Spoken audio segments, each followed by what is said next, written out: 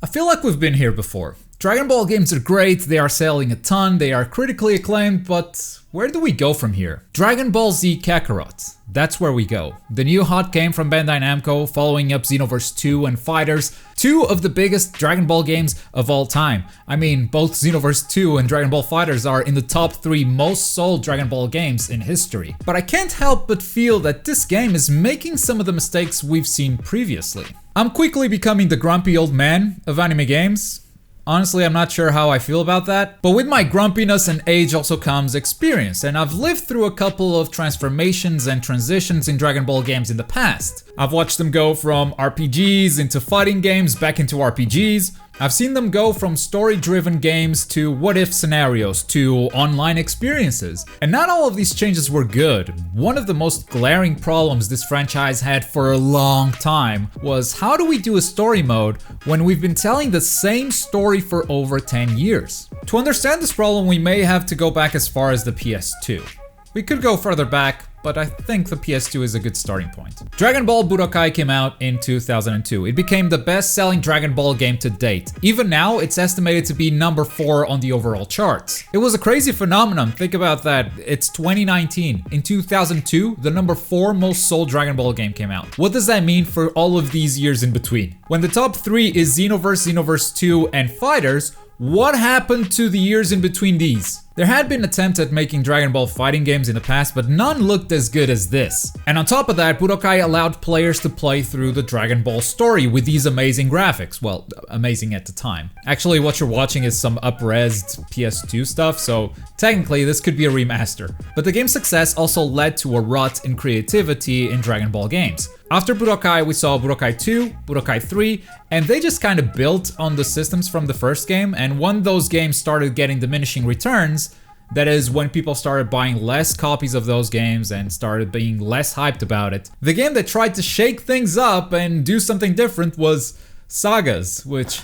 This March, go where no Dragon Ball Z game has gone before. Then we had Budokai Tenkaichi, and we saw number 1, number 2, number 3. And when the sales started dipping on Tenkaichi, we went back to Budokai. Only this time they called it Infinite World. It was Budokai in disguise. So while Budokai was initially hype because it was a new type of Dragon Ball game, over the PlayStation 2 generation, the series became kinda stale. The appeal of playing through story mode, through the Dragon Ball story, was simply not enough anymore. There had to be other incentives there. And more often than not, there really weren't. And I think this rut in creativity and players being, just so done with playing the Dragon Ball story was mostly felt in the transition from PlayStation 2 to PlayStation 3 or Xbox to Xbox 360. When this new generation came along, we got Burst Limit. Burst Limit is the best Budokai game. It didn't sell a lot, so I'm guessing a lot of you guys didn't play it, but trust me, it is the best Budokai game. It's really, really good. It's the culmination of all of those mechanics that you guys liked on PS2. Are you even old enough to have owned the PS2? I don't know who I'm talking to. Before the PlayStation 4, there were other numbers. Before 4 came the 3, before the 3 came the 2, before the 2 came the PlayStation. But after a full generation of Dragon Ball games being sold as, hey, play the Dragon Ball story, how can you expect people to not get fed up? Raging Blast came after Burst Limit, and it was pretty much just Budokai Tenkaichi all over again. Literally, they took Budokai Tenkaichi and remixed the graphics a little bit and put it on the 360. These games were just not selling like the first Budokai did. It's like they hit the golden goose with a ham. What am I talking about? Que fixe. Fixe é picar aqui em frente à escola, impressionar as gajas, caralho. Maybe you guys are listening to me talk about PS2 and PS3 like it's ancient history, but Raging Blast didn't even come out 10 years ago. 10 years ago, I wasn't even born. You guys aren't that young. I have analytics. Unless you guys are lying about your age to watch 18 plus videos on YouTube. Dragon Ball games had a really bad reputation for a very long time because it felt like an abuse of the license. Games were sold because Goku was on the cover and minimal effort was put into making these games actually good. This is not necessarily the developer's fault. I'm not one of those guys that calls people lazy. There are a lot of things that can happen to the development of a game. And trust me, developers are smart. They know when they're making a bad game, or they know what went wrong with their games. There's just a lot of stuff that happens that makes making it good something impossible. Sometimes it's budget limitations. Sometimes they even try that idea that you guys comment about all the times in the forums or whatever. The forums. I am old, man. And that idea just didn't work out. But with Dragon Ball, I feel like more times than not, it's actually just a business-oriented decision. It's like, how can we spend as little money as possible to sell as many copies as possible? So a lot of these games end up not being given the treatment they deserve. For the longest time, we had bad Dragon Ball games, and that's all we had. So how did we break out of that? Xenoverse. Xenoverse came along and introduced a very different concept. We had to play through the Dragon Ball story again, and a lot of us weren't happy about it, but at least this time we played it from the perspective of a time patroller. We were going back in time and fixing the Dragon Ball story while there was another overarching plot surrounding all of it. Now, I'm not gonna sit here and say that plot was good. In fact, I'm not even gonna sit here and tell you that first Xenoverse was a good game. It had a ton of problems, but it became the best-selling Dragon Ball game so far. Why? Because it wasn't just about playing as the Dragon Ball characters through the Dragon Ball story again. It was about creating your own character in the Dragon Ball universe. It was about sharing those adventures with your friends. Finally, we had a different type of Dragon Ball game. The appeal wasn't just playing through the Dragon Ball story. After Xenoverse came Xenoverse 2, which doubled down on the online features, made it a live game with regular updates, and then we got Fighters.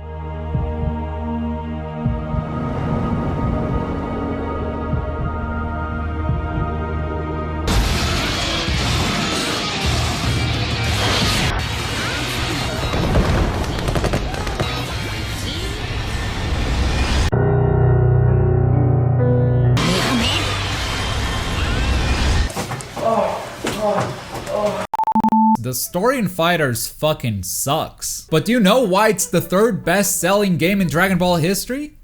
Because it was different. It was a proper 2D fighting game, competitive, made by a renowned developer. And it wasn't just about playing the goddamn Dragon Ball story again. Do you get what the problem with Dragon Ball Z Kakarot is at this point? Dragon Ball Z Kakarot cannot just be about playing the Dragon Ball story again. This is incredibly obvious once you take the entire history of Dragon Ball games into account. Just on PS2, these are the games where you had to play through the story. Budokai, Budokai 3, Dragon Ball Z Sagas, Budokai Tenkaichi 2, Budokai Tenkaichi 3, Dragon Ball Z Infinite World. And then once we moved on to PS3 and 360, we had Burst Limit and Raging Blast. Isn't that enough? I absolutely loved playing through the Naruto story in the Storm series. If you didn't know, this game is being developed by CyberConnect 2, which is the same developer from the Naruto Storm series. And CyberConnect 2, the developer, brings a lot of hype into cinematic action stories. They really do, and I can't wait to play the story mode in Dragon Ball Z Kakarot. But if that's the whole game, it's just gonna go down in history as, it's another Dragon Ball game, I guess. And that's basically why I titled my last video, well, that was disappointing. When looking at the first gameplay for Dragon Ball Z Kakarot, I was looking for something more than just story mode, and they didn't need to announce anything there. All I wanted to see was maybe a sign, maybe in the combat system you could see some potential for online, maybe something else, I don't know. And I didn't call it disappointing because I don't want to fly around and play story mode. I absolutely do. I think it was disappointing for several reasons actually. First, the world itself doesn't look great for exploration. They've shown one side quest, which was the generic go there and kill that thing, and that's not a great sign for side quests. And then, even though the map is full of icons, most of them are just deposits or fruit trees. They are just locations where you can go to gather minerals, and you look around the place while flying around. If you just remove the particle effects of Goku flying, the whole thing seems so empty, it seems so barren. Dead. This world is dead. There's nothing here. This is not a world that encourages exploration, and that's also not a great sign. But most of all, the combat system, which seems fine for story mode, it doesn't seem to lend itself to multiplayer. Now, I'm about to offend a lot of people, but keep in mind, we're talking about a video game. I did not insult your mother, you son of a bitch. This combat system, which is not the same, but you can draw comparisons to Xenoverse and Budokai Tenkaichi.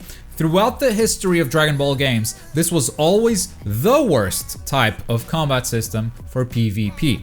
It is the flashiest combat system. It's the one perhaps that better represents Dragon Ball. You're fighting mostly in the air, you're vanishing, there are a lot of explosions happening, and that's Dragon Ball in a nutshell.